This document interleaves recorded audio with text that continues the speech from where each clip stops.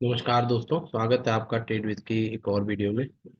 आज हम लोग हाउसिंग फाइनेंस सेक्टर के कुछ स्टॉक्स का एनालिसिस करेंगे, जिसमें लगता है कि एक मोमेंटम बनने की उम्मीद है। क्योंकि मार्केट इस जगह पे है, तो कोई भी स्टॉक अगर मार्केट में करेक्शन आती है तो थोड़ी सी करेक्शन हो सकती है, बट ओवरऑल अगर हम लॉन्ग टर्म इन्वेस्टमेंट के हिसाब से देखते हैं तो कई स्टॉक्स अच्छे लगते हैं। आगे बढ़ने से पहले एक डिस्क्लेमर है कि मैं कोई सेबी रजिस्टर्ड एडवाइजर नहीं हूँ। यहाँ पे हम जो भी एनालिसिस कर रहे हैं वो केवल स्टडी पर्पज के लिए है। आप उसको एक केस स्टडी की तरह लें और उस पर कोई भी डिसीजन लेने से पहले अपने फाइनेंशियल एडवाइजर की सलाह जरूर लें, अन्यथा वो आपके पोर्टफोलियो के लिए हानिकारक हो सकती है। तो हम आगे बढ़ते हैं, हम एक एक करके कई स्टॉक्स का एनालिसिस करेंगे और देखने की कोशिश करेंगे कि क्या वहाँ पर कुछ ऐसी अपॉर्चुनिटीज बन सकती हैं जिनमें हम इन्वेस्टमेंट के हिसाब से सोच सके। इनमें मेरी अपनी पर्सनल पोजीशन भी हो सकती है, तो इसको उस तरह से लें कि इसमें हमारा वेस्टर्न इंटरेस्ट हो सकता है। तो आपको जो भी डिसीजन लेना है वो अपने फाइनेंशियल एडवाइजर की सलाह से लें और उसको उसी हिसाब से देखें। यहाँ पे केवल हम स्टडी के हिसाब से एक आपस में अंडरस्टैंडिंग के हिसाब से कि क्या क्या होने की पॉसिबिलिटीज है उस हिसाब से एनालिसिस कर रहे हैं। तो जो सबसे पहला स्टॉक हम लेते हैं वो है प्रामल एंटरप्राइजेस। तो मैं स्क्रीन शेयर करता हूँ। तो एक बार हम सबके छोटे छोटे थोड़ा सा फंडामेंटल देखेंगे पहले। प्रामल एंटरप्राइज 19,000 करोड़ का मार्केट कैप है और एंटरप्राइज वैल्यू 65,000 करोड़ की है। तो कहीं ना कहीं इंटर मार्केट कैप एक्सपेंड होने की भी पॉसिबिलिटी यहाँ पे दिखाई देती है। स्टॉक का पी 12 का है, आरओसी 2 का और आरओई 5 का है, जो कि बहुत ही कम है। बुक वैल्यू 1278 की है और स्टॉक अपनी बुक वैल्यू से भी नीचे के रेट पर मिला है, जिसको 0.67 के प्राइस टू बुक वैल्यू का रेशियो है। पेट्रोस्की स्कोर 5 का है। कंपनी में एफआईआई होल्डिंग 17% की है और पब्लिक होल्डिंग 23% की है। तो होल्डिंग के हिसाब से ये ठीक लगता है, कहीं भी होल्डिंग का ओवरहैंग नहीं है। फ्री कैश फ्लो वाली कंपनी है, डेट टू इक्विटी 1.73। कंपनी की एक बार ग्रोथ देखते हैं। तो ग्रोथ देखने पर ऐसा लगता है कि कंपनी में किसी तरीके की ग्रोथ नहीं है। तो इसमें जो भी हमें एनालिसिस करनी होगी वो टेक्निकल चार्ट के हिसाब से करनी पड़ेगी और यहाँ पे हमें क्लियर कट स्टॉप लॉस भी लेना पड़ेगा। तो अगर हम पिरामिड एंटरप्राइज का टेक्निकल चार्ट देखते हैं तो ये वीकली चार्ट है पिरामिड एंटरप्राइज का। और इसमें हमको क्या दिखाई देता है कि एक यहाँ पे एक कोविड का बॉटम बना और उसके बाद एक ये इम्पल्स ऊपर की तरफ गई और उसके बाद एक ये यहाँ पे बॉटम बना। इसकी अगर हम रिट्रेसमेंट लगाते हैं तो 78% के आसपास की रिट्रेसमेंट बैठेगी और उसके बाद जो ये ऊपर इम्पल्स गई उसका भी एक रिट्रेसमेंट हो गया, जो कि 61.8% के आसपास तक रिट्रेसमेंट नीचे गया है और ये मूविंग एवरेज के पास कंसोलिडेट कर रहा है। तो इस ट्रेंड लाइन का स्टॉप लॉस लेके, इस कोविड से लो के और इस लो को मिला के इस ट्रेंड लाइन का स्टॉप लॉस लेके हम इसमें अपनी पोजीशन बना सकते हैं। अगर ये ब्रेकआउट ऊपर की तरफ कंफर्म करता है 1149 के ऊपर, तो ऊपर के टारगेट हमें देखने को मिल सकते हैं। दूसरा स्टॉक हम लेते हैं कैनफिन होम।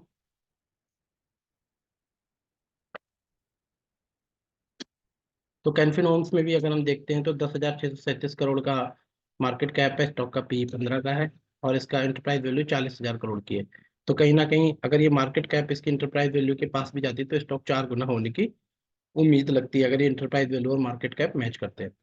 करंट प्राइस 800 के आसपास का है और प्राइस टू बुक 2.69 है। स्टॉक का पी 15 का है, आरओसी 8.5 का है, आरओई 18.5% का है, आरओई अच्छा है और कैपिटल एम्प्लॉयड थोड़ा सा कम है, बट डिसेंट बुक वैल्यू के आसपास मिल रहा है। स्टॉक अपनी इंट्रिंसिक वैल्यू से अभी ज़्यादा दूर नहीं गया है और स्टॉक में एफआई की होल्डिंग 11%, पब्लिक की होल्डिंग थोड़ी सी ज़्यादा है, 30% के अप्रोक्सीमेट। पैक रेशियो इसका 0.90 है। ये फ्री कैश फ्लो नेगेटिव है, बट हाउसिंग फाइनेंस कंपनीज में कई बारी उन्हें कैश की रिक्वायरमेंट होती है, तो फ्री कैश फ्लो कई बार उनका नेगेटिव दिखता है। एक बार इसके ग्रोथ पैरामीटर्स देख लेते हैं। सेल्स टॉप लाइन की ग्रोथ 21, 13, 11 और ट्रेलिंग 12 मंथ पे 32% की है, जो कि पॉजिटिव साइन है। प्रॉफिट ग्रोथ ट्रेलिंग 12 मंथ पे 22% की है। तो जब भी हमें कोई स्टॉक में पी एक्सपेंशन की जगह दिखती है तो वो हमें ट्रेलिंग 12 मंथ पे उसको पकड़ना पड़ता है, ताकि क्योंकि अगर ये पूरी तरीके से ग्रोथ आ जाएगी तो स्टॉक अपने मैक्सिमम पीक आउट पे मिलेगा और उस टाइम पे स्टॉक पे इन्वेस्टमेंट करने का कोई फायदा नहीं होता है। तो हमें ट्रेलिंग 12 मंथ पे ग्रोथ को देखते हुए इन्वेस्टमेंट के हिसाब से सोचना चाहिए। स्टॉक की आरओई कंसिस्टेंट है 18% के आसपास, और जब जब स्टॉक की आरओई कंसिस्टेंट होती है तो मार्केट हमेशा उससे हाई पी रिवॉर्ड करता है। तो उस हिसाब से हमें ऐसा लगता है कि इस स्टॉक में पी एक्सपेंशन की जगह दिखती है। एक बार इसके अगर सेक्टर में देखें तो हाईएस्ट जो पी दिया गया है वो किसको दिया गया है यहाँ पे, 28 के पी पे एप्रेस वैल्यू हाउसिंग फाइनेंस है, और आवास फाइनेंस 26 के पी पे है। तो अगर ये पी भी मिलते तो भी स्टॉक यहाँ से डबल होता हुआ दिखता है। तो अगर ये 30 के पी पे भी जाता तो स्टॉक यहाँ से डबल हो जाएगा, और मार्केट कैप और इंटरप्राइज वैल्यू मैच करती तो स्टॉक यहाँ से 4 गुना हो सकता है। एक बार हम इसके चार्ट को भी देखते हैं। एनफिन हो,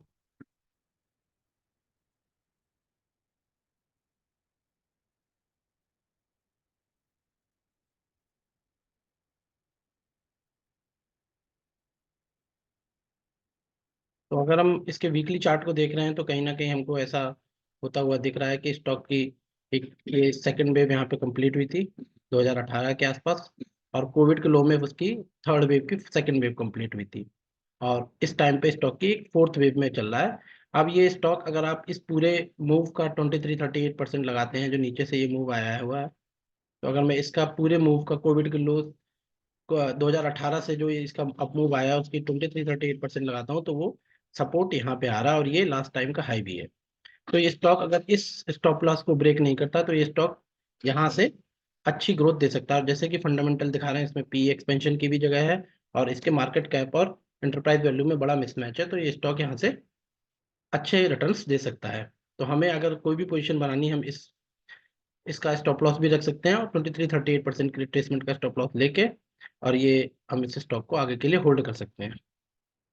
तो इस स्टॉक में ऊपर की तरफ अगर ये यहाँ पे भी आता है तो भी स्टॉक के 2 गुने होने के अप्रोक्सीमेट चांसेस लगते हैं, फंडामेंटल और टेक्निकल दोनों हिसाब से। बस रिस्क आपका इस एरिया का है। ये ग्रीन लाइन अगर इसमें नहीं कटती है तो हमारे लिए ये स्टॉक इन्वेस्टमेंट के हिसाब से एक अच्छी अपॉर्चुनिटी हो सकती है। एक बार इसमें अगर हम होल्डिंग देखते हैं तो इसमें एफआई की होल्डिंग 11% है, डीआई की होल्डिंग 28% है, और पब्लिक की होल्डिंग 30% है। पब्लिक होल्डिंग थोड़ी सी ज़्यादा है, बट क्योंकि स्टॉक के फंडामेंटल और चार्ट अच्छे हैं तो स्टॉक को हम कंसीडर कर सकते हैं। नेक्स्ट स्टॉक हम देखते हैं LIC हाउसिंग फाइनेंस। तो इस मार्केट कैप स्टॉक का 35,000 करोड़ का है, और इंटरप्राइज वैल्यू 2,77,000 करोड़ की। तो एक बड़ा मिसमैच यहाँ पे दिखाई देता है। इससे ये लगता है कि अगर स्टॉक का मार्केट कैप बढ़ता है तो ऊपर के लिए स्टॉक के पास जगह है। स्टॉक अपनी प्राइस टू बुक के आसपास ही है 1.21 का, तो बुक वैल्यू एक्सपेंशन की भी जगह यहाँ पे लगती है। ROC 7.57 और 11 का है, जो कि देखने से कम लगता है, बट इसकी ग्रोथ अगर ट्रेलिंग 12 मंथ पे आती हुई हमें दिखती है तो हम इसको कंसिडर कर सकते हैं। इंडस्ट्री का पी 16 का है, अगर 16 का पी भी इसको मिलता है तो स्टॉक के पी एक्सपेंशन के हिसाब से भी 2 गुना स्टॉक यहाँ से होता हुआ दिखता है। अपनी इंट्रेंसिक वैल्यू से भी नीचे चल रहा है स्टॉक 344 रुपये, तो ओवरऑल ठीक दिखता है। अगर आप देखें यहाँ पे एफआई की होल्डिंग 21% के अप्रोक्सीमेट, डीआई की होल्डिंग 21% के अप्रोक्सीमेट है, प्रोमोटर होल्डिंग 45% और पब्लिक ना के बराबर है 11%। तो कम पब्लिक होल्डिंग होने का भी मतलब होता है कि एक पॉजिटिव साइन है, और स्टॉक अपने पैग रेशियो के हिसाब से भी अंडर वैल्यूड है। तो पूरी तरीके से स्टॉक में एक्सपेंशन की जगह लगती है। अगर हम इसके एक बार ग्रोथ पैरामीटर्स देखते हैं तो ट्रेलिंग 12 मंथ पे टॉप लाइन की ग्रोथ 24% और बॉटम लाइन की ग्रोथ 73% है, जो कि ये दिखा रही है कि स्टॉक में कंपनी में ग्रोथ आ रही है, और ये ग्रोथ अगर सस्टेन होती है तो स्टॉक में पी एक्सपेंशन की जगह बनती है। ROE कंसिस्टेंटली 13-14-15% के आसपास है। इस ROE को थोड़ा सा अगर 18-20% के पास होता तो इसको मार्केट हाई पे रिवॉर्ड करता, बट फिर भी अगर इस ROE के साथ ग्रोथ आती है तो भी इसके एक्सपेंशन की जगह लगती है। एक बार हम इसके चार्ट को देखते हैं।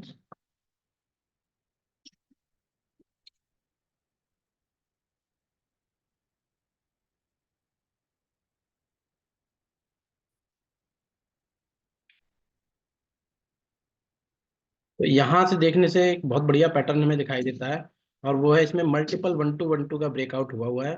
ये एक बड़ी वेव वन बनी थी स्टार्ट से ऊपर तक, बड़ी टाइम साइकिल की वेव वन थी वीकली चार्ट की, और उसकी पूरी करेक्शन कोविड के लो में खत्म हुई थी, और उसके बाद एक जो ऊपर का अप मूव आया था उसकी भी करेक्शन यहाँ पे खत्म हुई, और ये वीकली के मूविंग एवरेज का ब्रेकआउट करके मेरे पास यहाँ कहीं की होल्डिंग पड़ी हुई है इस पे, और ये ब्रेकआउट करके स्टॉक ऊपर की तरफ चल रहा है।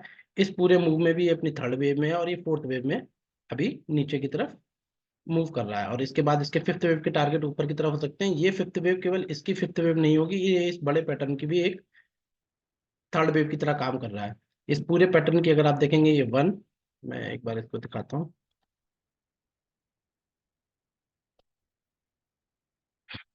तो अगर आप इसको ऐसे समझेंगे कि ये कुछ इस तरह से काम कर रहा है कि यहाँ से आपका एक मूव स्टार्ट हुआ, ये एक वेव वन, ये टू, और ये थर्ड वेव में ऊपर की तरफ चल रहा है, इस बड़े पैटर्न की थर्ड वेव में, और इस बड़े पैटर्न की फोर्थ वेव, और फिर बड़े पैटर्न की एक फिफ्थ वेव ऊपर की तरफ आएगी। तो कुछ इस तरीके से इस पैटर्न में स्टॉक काम कर रहा है। तो अगर हम इसको थोड़ा सा नीचे ले आते हैं, तो इस थर्ड वेव के भी टारगेट, अगर ये ए बी सी भी होता है तो 1.36% तक के बनते हैं, और उसके बाद फिफ्थ वेव कहीं ऊपर जाती हुई दिख सकती है। ये जैसे जैसे ऊपर जाएगा उस हिसाब से आपको इसके फंडामेंटल इंप्रूव होते हुए अगर दिखते हैं, ग्रोथ आती हुई दिखती है, आरओई बढ़ता हुआ दिखता है, तो उससे आपको एक इंडिकेशन मिल जाएगा कि ये स्टॉक अपनी बड़ी अप साइकिल में चल रहा है। अभी के लिए ये पूरे ट्रायंगल पैटर्न का इसने ब्रेकआउट किया है। अगर इस ट्रायंगल पैटर्न को पकड़ते तो इस ट्रायंगल पैटर्न का भी मिनिमम टारगेट आपका ये आता है 984 के आसपास, और बड़े ट्रायंगल पैटर्न के बड़े टारगेट ऊपर की तरफ आते हैं। इस मूविंग एवरेज कंसोलिडेशन का भी अगर आप टारगेट लेते हैं तो यहाँ से स्टॉक दो गुना आराम से होता है, जो कि वीकली का, अगर आप ये देखें कितने टाइम फ्रेम में कंसोलिडेशन हुआ है, 2017 से लेके और 2017 से लेके और ये 2023, 5 साल का कंसोलिडेशन है। तो जितना टाइम फ्रेम यहाँ पे लगता है उसके उतने ही गुना स्टॉक के होने की संभावना होती है इस ब्रेकआउट के बाद। तो अगर ये रेट 440 का है तो इस स्टॉक के 5 साल के कंसोलिडेशन पे स्टॉक 4 साल 440 का 2 गुना और 3 गुना आराम से होता हुआ दिखता है इस ब्रेकआउट को। अभी के लिए अगर हमें एंट्री करनी है तो हमें इस पूरे फॉल की, यहाँ से यहाँ तक जो फॉल आया है उसकी 23-38% की रिट्रेसमेंट आती है, और नीचे एक ब्रेकआउट जोन है, इस ग्रीन लाइन का आप स्टॉप लॉस लेके, और इस ग्रीन लाइन को अब हम चाहें तो यहाँ पर भी पुश कर सकते हैं। तो इस ग्रीन लाइन का स्टॉप लॉस लेके, लास्ट टाइम का जो हाई है इसका स्टॉप लॉस लेके आप इस स्टॉक में पोजीशन बना सकते हैं। अगर ये स्टॉप लॉस करता है तो हम एक बार के लिए इसमें से बाहर हो सकते हैं, अदरवाइज हम स्टॉक को होल्ड करके ऊपर के टारगेट के लिए होल्ड कर सकते हैं। नेक्स्ट स्टॉक हम देखते हैं एक एमएस फाइनेंशियल सर्विसेज। इस स्टॉक का मार्केट कैप 4,940 करोड़ का है। इंटरप्राइज वैल्यू 10,749 करोड़ की है। यहाँ भी market cap to enterprise value का गैप है, कम से कम 2 टाइम्स। अगर ये मार्केट कैप इसके बराबर जाती तो 2 टाइम्स स्टॉक यहाँ से हो सकता है। आरओसी 11 का है, आरओई 14 का है, स्टॉक का पी 20 का है, बुक वैल्यू 100 के आसपास है, और प्राइस टू बुक वैल्यू 3 पर चल रहा है। तो ओवरऑल देखने से कहीं भी महंगा स्टॉक नहीं लगता है। इंट्रिंसिक वैल्यू 249 है। स्टॉक में एफआई होल्डिंग 1.77, डीआई की होल्डिंग 14% और प्रोमोटर की होल्डिंग 73% के अप्रॉक्सीमेट है। तो प्रोमोटर की होल्डिंग ज़्यादा है तो यानी कि सप्लाई आने की चांसेस स्टॉक में बहुत कम है। पब्लिक होल्डिंग 10% के बराबर है, यानी कि ना के बराबर है, तो ये एक अच्छे साइन है स्टॉक के लिए। पैग रेशियो पे थोड़ी सी ओवरवैल्यूड कंपनी लगती है। एक बार इसके ग्रोथ पैरामीटर्स देखते हैं। तो अगर हम इसके ग्रोथ पैरामीटर्स देखते हैं तो इसमें 10 ईयर्स के 10 ईयर्स पर 21%, 16%, 12% और 30 ट्रेलिंग 12 मंथ पर टॉप लाइन की ग्रोथ अच्छी होती हुई दिख रही है, बॉटम लाइन की ग्रोथ भी अच्छी होती हुई दिख रही है, और स्टॉक का आरओई भी 14-15% के आसपास है। तो इसमें भी हमें पी एक्सपेंशन और मार्केट कैप एक्सपेंशन की जगह लगती है, बुक वैल्यू एक्सपेंशन की जगह लगती है। तो इस स्टॉक को भी हम कंसिडर कर सकते हैं अपने इन्वेस्टमेंट के हिसाब से। तो एक बार इसका हम चार्ट देखते हैं।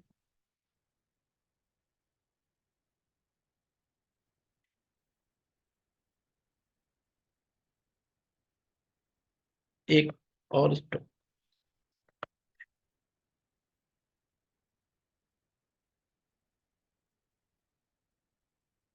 तो यहाँ पे अगर हम देखते हैं तो ये स्टॉक भी यहाँ से चला हुआ है, एक ब्रेकआउट यहाँ पे किया हुआ है नीचे की तरफ ये, और इसके बाद ये स्टॉक इस मूविंग एवरेज के यहाँ से कंसोलिडेशन से ऊपर चल रहा है, इसमें एक सेलिंग आई है। अभी ये अपने सपोर्ट जोन में है, इसमें स्टॉप लॉस बहुत छोटा है। अगर हमारी ये ब्लैक वाली लाइन टूटती है तो हम इससे बाहर निकल सकते हैं। बदन बनना में स्टॉक को ऊपर के टारगेट के लिए होल्ड कर सकते हैं। बड़े पैटर्न पे देखें तो ये मेरे ख्याल से ये कंसोलिडेशन करता हुआ दिखेगा इस जोन में, और उसके बाद इसका ब्रेकआउट करेगा। बड़े पैटर्न के हिसाब से इसकी एक वेव ये, और ये ए बी और सी में एक सेकंड वेव यहाँ पे कंप्लीट होती हुई दिखती है, और ये थर्ड वेव के लिए फर्स्ट वेव, थर्ड वेव की सेकंड वेव, थर्ड की फर्स्ट सेकंड एंड थर्ड की थर्ड, फोर्थ और फिफ्थ वेव में स्टॉक ऊपर की तरफ जा सकता है। और एक स्टॉक को हम देखते हैं, पीएनबी हाउसिंग फाइनेंस।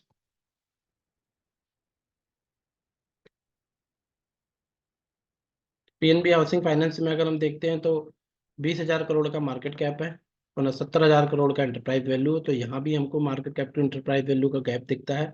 स्टॉक का पी 14 का है और आरओसी 8 का, आरओई 10 का है। बुक वैल्यू 545 के आसपास है। प्राइस टू बुक वैल्यू 1.42 है। तो इसमें भी सब कुछ हमें फेवरेबल लगता है। इंडस्ट्री पी 16.8 का है। स्टॉक की इंट्रिंसिक वैल्यू 514, एफआई की होल्डिंग 25% के आसपास और पब्लिक होल्डिंग 40% के आसपास है। तो इस स्टॉक में जो निगेटिव फैक्टर मेरे को लगता है वो पब्लिक होल्डिंग का है, क्योंकि पब्लिक होल्डिंग इसमें बहुत ज़्यादा है, 40% के आसपास। तो इस स्टॉक के उतना अच्छा परफॉर्म करने की उम्मीद थोड़ी सी कम लगती है। पैग रेशियो पे भी थोड़ा सा अंडर वैल्यू लगता है, 3.16 का। एक बार ग्रोथ पैरामीटर्स देखते हैं।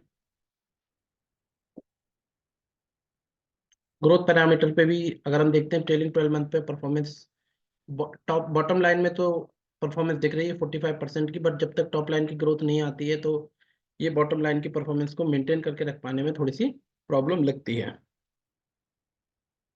अगर इनका हम फाइनेंशियली मार्जिन देखते हैं तो किसी टाइम पे ये कंपनी 23% के मार्जिन, 20% के मार्जिन पे काम करती थी। इस समय इसमें वापस से वो परफॉर्मेंस आती हुई दिख रही है 22-26% की। अगर ये परफॉर्मेंस मेंटेन रहती है तभी इस तरीके के पैरामीटर बनेंगे। एक बार इसको चार्ट पे देखते हैं।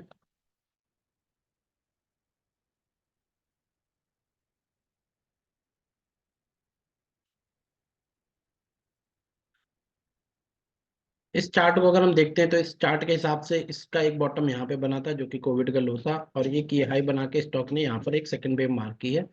ये स्टॉक अपनी थर्ड वेव की फर्स्ट वेव मार्क कर चुका है और थर्ड वेव की सेकंड वेव में चल रहा है। अगर ये इस स्टॉक में दो ही पॉसिबिलिटीज हो सकती हैं, या तो ये यहाँ से ऊपर की तरफ चला जाए, या एक पॉसिबिलिटी हो सकती है कि ये इस जोन में यहाँ तक एक बार नीचे का ये लो मार्क है और इन मूविंग एवरेज के आसपास कंसोलिडेशन करके, क्योंकि इसमें पब्लिक होल्डिंग ज्यादा है, तो ऐसे चांस भी हो सकते हैं कि ये स्टॉक एक बार को साइडवेज हो जाए और कंसोलिडेशन करने लगे, ताकि पब्लिक होल्डिंग थोड़ी सी कम हो और उसके बाद स्टॉक परफॉर्म करना शुरू करे। स्टॉक अच्छा है, but in a bad day, in a bad mood, if we found it in around 400 के आसपास हमें मिलता है तो हम उसको उस हिसाब से देख सकते हैं।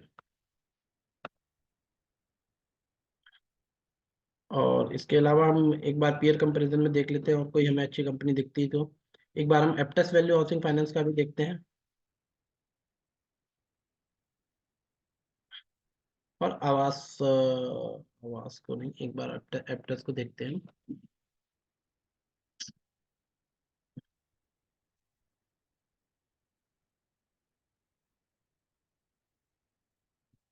एप्टेस वैल्यू हाउसिंग फाइनेंस में 28 का पी है। तो अदर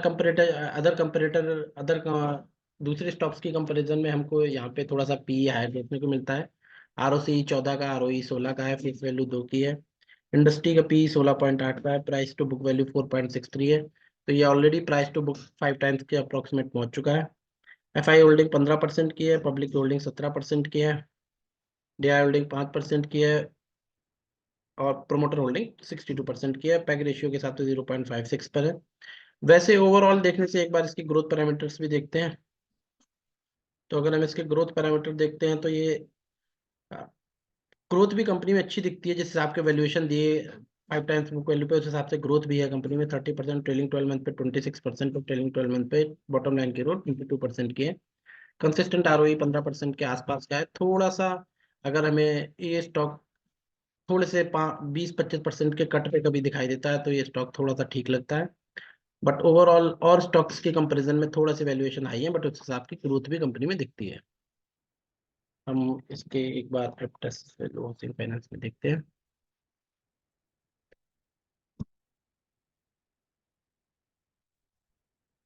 तो इसमें भी हमको एक चीज दिखाई देती है कि यहाँ पे ये स्टॉक ने इस ट्रायंगल पैटर्न का ब्रेकआउट किया हुआ है। तो थोड़ा सा zoom करते हैं।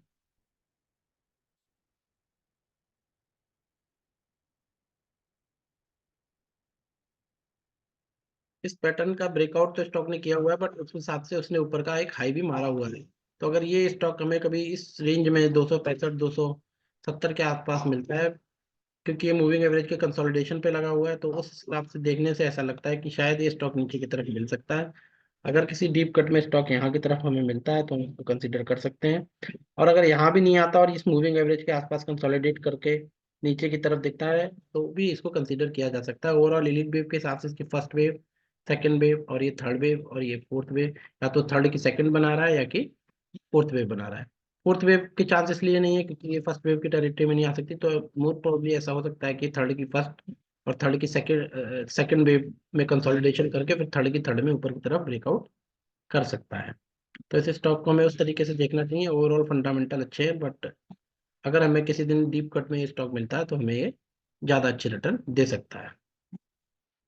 और कोई स्टॉक अगर हम देखना चाहें इसके अलावा,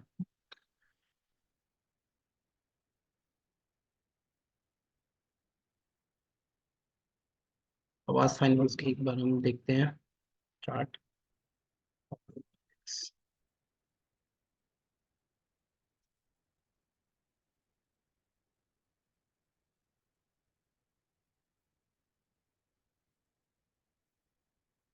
आवास फाइनेंस को देखते हैं। इसके फंडामेंटल के हिसाब से 26 का पीई है, आरओसी 9-10 का है, आरओई 14 का है, फेस वैल्यू 10 की है, तो स्टॉक स्प्लिट हो सकता है। इंडस्ट्री का पीई 16 का है, प्राइस टू बुक वैल्यू 3.60 है। एफआई की होल्डिंग अच्छी है, 33% के अप्रोक्सीमेट। बट ये एक प्रॉब्लम भी हो सकती है कि इसमें किस तरीके के एफआई हैं, और प्रोमोटर प्राइस बढ़ने के साथ साथ ये इसमें यहाँ पे सप्लाई आने के भी थोड़े से कंसर्न हो सकते हैं कि जैसे ही प्राइस बढ़ेगा ये अपना माल बेचने वापस मार्केट में आ सकते हैं। प्रोमोटर की होल्डिंग 40% है, पब्लिक की होल्डिंग कम है, जो कि एक अच्छा साइन है। पैग रेशियो के हिसाब से भी अंडर वैल्यूड है स्टॉक। एक बार ग्रोथ पैरामीटर देखते हैं। कंपनी की ग्रोथ टॉप लाइन की ट्रेलिंग 12 मंथ की 20% के आसपास है, तो अगर 5 ईयर्स की ग्रोथ देखें तो 20-25% के बीच की है। बॉटम लाइन की ग्रोथ ट्रेलिंग 12 मंथ पे अच्छी नहीं है। और कंपनी का आरओई 13-14% के आसपास है। कंपनी का अगर हम एक बार वीकली चार्ट देखते हैं टेक्निकल एनालिसिस के हिसाब से, तो स्टॉक हमें ठीक दाम पे मिल रहा है। बिल्कुल यहाँ पे 78-81% के रिट्रेसमेंट के आसपास इसने एक बॉटम बनाया है और ये डबल बॉटम बना हुआ है इस रेंज में। तो ये स्टॉक अगर अब इस स्टॉक में आप ये trend line, zero to trend line अगर आप बनाते हैं तो इस ट्रेंड लाइन का स्टॉप लॉस लेके, और अगर नीचे भी आता भी है स्टॉक तो मैक्सिमम 1200 नो 1100, ये फिर इस पूरे पैटर्न की 78-81% की रिट्रेसमेंट है। तो यहाँ कहीं अगर यहाँ भी बॉटम नहीं बनता और इसके बाद फर्दर स्टॉक में गिरावट आती है तो इस रेंज में बहुत चांस है कि इस रेंज के बाद यहाँ पे कहीं बॉटम बनने के चांस है। बट अगर आप इसमें कोई भी ट्रेड इस करंट पोजीशन पे लेते हो तो या तो आपको इस ट्रेंड लाइन का स्टॉप लॉस रखना चाहिए। अगर आप नीचे की गिरावट में इस रेंज में लेते हो तो आपको स्टॉप लॉस नीचे के लो का ही रखना पड़ेगा। अभी के लिए स्टॉप लॉस ये ट्रेंड लाइन का रखा जा सकता है। ऊपर की तरफ ये पूरी रेजिस्टेंस जोन है 23-38% की, इसका पैटर्न कंफर्मेशन इस टॉप के कटने के बाद आएगा जब ये 2070 के ऊपर काटेगा। तब उसके बाद इस पैटर्न का कंफर्मेशन मिलेगा और तब इस स्टॉक के ऊपर के टारगेट देखे जा सकते हैं। बट ओवरऑल स्टॉक एक सही जगह पे लगता है, अच्छे फंडामेंटल वाला स्टॉक है, बट ट्रेलिंग 12 मंथ पे इसकी बॉटम लाइन की परफॉर्मेंस कम है। तो यहाँ पे देखना पड़ेगा कि स्टॉक इस रेजिस्टेंस जोन को क्रॉस करता है या नहीं करता है। और अगर नीचे की गिरावट में यहाँ कहीं पे मिलता है तो ये स्टॉक बहुत ही अच्छा परफॉर्म कर सकता है। और कोई स्टॉक हम इसके अलावा देखना चाहें तो एक बार देखते हैं।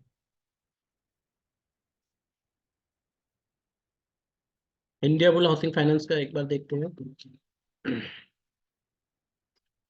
स्टॉक का पी 9.68 है, आरओसी 9.79, आरओई 6.62।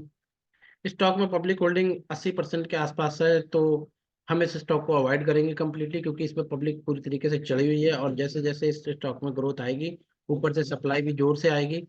हर जगह पब्लिक इसमें फंसी हुई है, तो हर जगह आदमी को निकलना है। तो जब हमारे पास अच्छे विकल्प मौजूद है तो उस कंडीशन में हम स्टॉक को अवॉइड कर सकते हैं। एक बार इसका टेक्निकल चार्ट भी देखते हैं।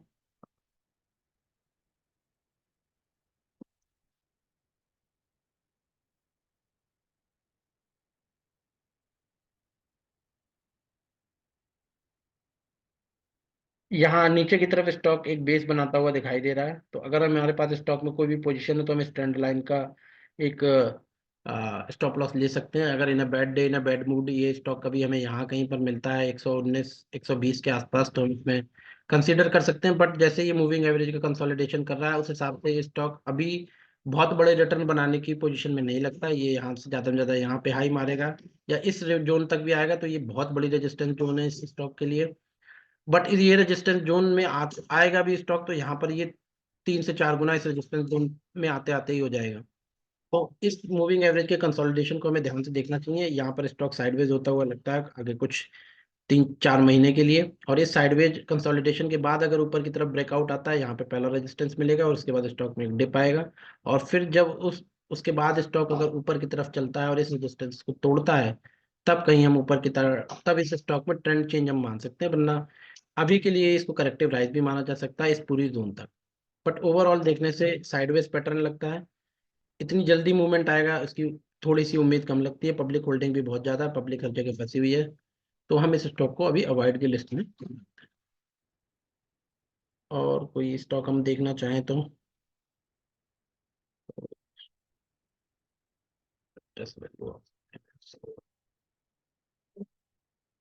तो ये ऑलमोस्ट तो स्टॉक हमारे कंप्लीट हो गए हैं। एक बार हम देख लेते हैं और कहीं हमें कुछ अच्छा सा स्टॉक दिखता है तो।